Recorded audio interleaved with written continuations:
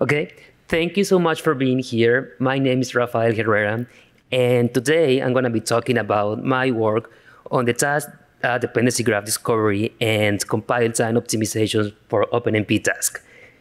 So since specification 3.0, OpenMP added the tasking model. In this tasking model, the user has to identify independent units of work, also known as tasks. And the user relies on the system to schedule these units in the best way possible. We can have different types of dependencies here. We can have control dependencies or data dependencies. And the best way to represent those dependencies is through a task dependency graph. And in a TDG, we can determine which task can be executed in parallel. We can see in the example right here that we have 3 tasks. The first task is going to produce the value A, and the tasks B and C are going to consume that value. And in the right side, we can see that the first task that is going to be executed is task A, and then B and C can be executed in parallel. So let's see how is the program execution model of a task. So we usually start the work in the main thread. The first thing we're going to do is create the workers. That's why we use the parallel region. Once we create the workers, we usually get into the single region. What it means is that whatever we have in the single region is going to be executed sequentially. So we're going to start creating the task. We create some tasks, we add this task in a pool of tasks, and then the workers are going to steal some work from this pool of tasks. However, in the upstream version, we haven't seen any static optimization for OpenMP Tasks. There are some reasons for that. The first reason is that tasks are asynchronous. So it is a challenge for the compiler to understand when the task is going to be scheduled, because we cannot know this in compile time. So this is a challenge for the compiler, and besides that, the compiler encodes the task data environment and dependencies, which is going to create a barrier between what is sequential and what is parallel in the code. So whenever we run an analysis, we are always going to get the worst case scenario. For example, if we run memory SSA and we encounter a task runtime call, we're going to get the worst case that is a new memory definition for the whole system. So the best solution here would be to teach the runtime, the LLVM optimizations to understand the task. However, this is pretty challenging and requires a big engineering effort. So another possible solution would be to create a compiler abstraction that is going to help us understand tasks and reuse all the existing LLVM analysis and optimization tools. So under certain assumptions, if we think that the task is going to only access the information that we have in the depend clause, we can think of tasks as single statements. So we can pass from the code that we had in the left into the code that we have in the right. And in the code that we have in the right, we can see the memory dependency, that the memory dependency is going to be in the LLVM-IR. We can see right here that task 1 is going to use the result of task 0. And in this case, f is a function that is going to represent the data dependency.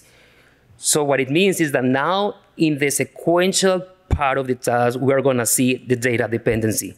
Now, f is a function that has the following attributes. The relevant attributes here are that, first of all, the function is going to only access the information that it has in the depend clauses. That's why we're using the memory main read and write argument. The input dependencies are going to be only read-only variables, and the output dependencies are going to be write-only variables. So with that in mind, every input and output is going to be an argument of the task declaration. And then we are only concerned to build the TDG on how the tasks are created. So basically, the code that we had in the left can be converted into the code that we have in the right. We can remove the parallel region, the single region, because we know that usually the tasks are going to be created sequentially. So with that in mind, this complex code that we had in the left can be simplified with the code that we have in the right. And this is only for the purpose of building the task dependency graph. So let's see a very simple example right here. So we have in this code a parallel region, a single region, and we have a for loop. We can identify here some interloop dependencies and some intranode dependencies. And again, the code is going to be simplified with the code that we have in the right. Then if we take a look at the LLVM-IR, we manually modify the IR, we remove the OpenMP runtime calls, and by doing that and optimizing this modified IR, we get some loop unrolling. And this is something that wasn't happening before. So we unroll the loop, and with this output that we have right here, it's very simple to build the task dependency graph. Again, let's see a more complicated example. So for this example, we basically took these codes that we have right here, and I manually said that B was going to point to A. So A and B are now aliasing. And with that, the optimization pipeline understood that A aliased with B. So it basically removes B from the code. It's very simple. It's a very simple abstraction that removed the complicated part that removed this barrier that we had before between what was parallel and what was single in the LLVM-IR. And yeah, so basically here we can see that simplifying the IR as a step to generate the task dependency graph is going to allow us to reuse existing analysis and optimization passes. We don't have to create new, complicated analysis and add more code to the LLVM base code. And once we have the TDG, because with this output information we can build the TDG, we are going to be able to use this information to optimize the execution of the task. There are a lot of opportunities for optimization here. We can, for example, improve scheduling. We can remove overhead by using some task graph. That's the work that the Barcelona supercomputing people are working on. We are also going to be able to remove some overheads, to improve scheduling. And we all know that the OpenMP dialect would make this process very, very easy.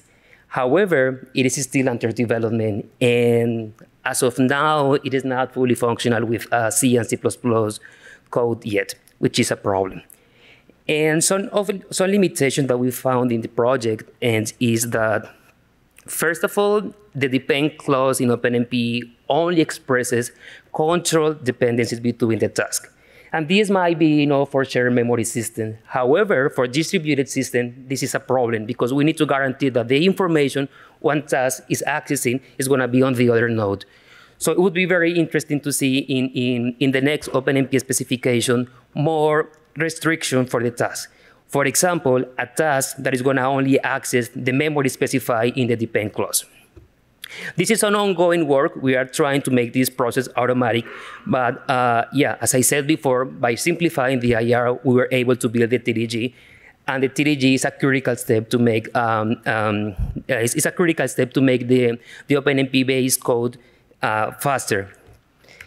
And yeah, just want to thank you, the SRP HPC program, for allowing me to work on this, the Barcelona supercomputing people, and Unicam for the feedback during the process, and of course, the LLVM Foundation for allowing me to come here and present my work. Thank you so much, and I'll be happy to answer any questions.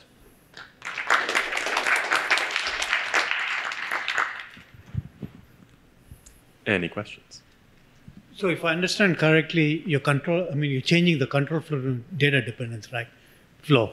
And so if you have calls in these tasks, right, how do you handle that calls? We are not getting into the task.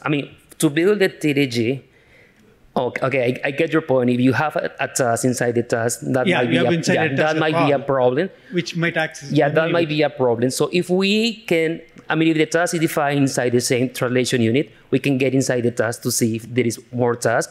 But of course, there might be cases where it's going to be impossible to build the TDG statically. Okay.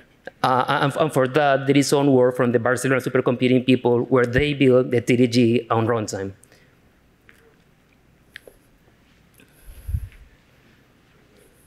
Interesting talk. So I have a question regarding the lowering of the task. So it looks like you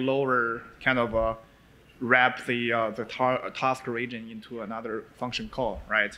So what is inside the function call compared with the existing OpenMP task loader? Yeah, that's the interesting part, that we don't have to declare the task if, To apply the optimization, we can say that this, we only declare the function, and when we declare the function like this, the OpenMP, the LLVM optimization passes understand this, understand that we are writing into that variable and we are reading from that variable.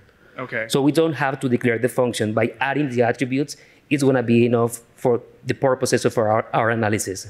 Oh, I see. Okay. So, but that kind of information is from the depend clause, or you? Yeah. So the first thing we're going to do is we're going to iterate through the whole code. We're going to identify the dependencies between the tasks.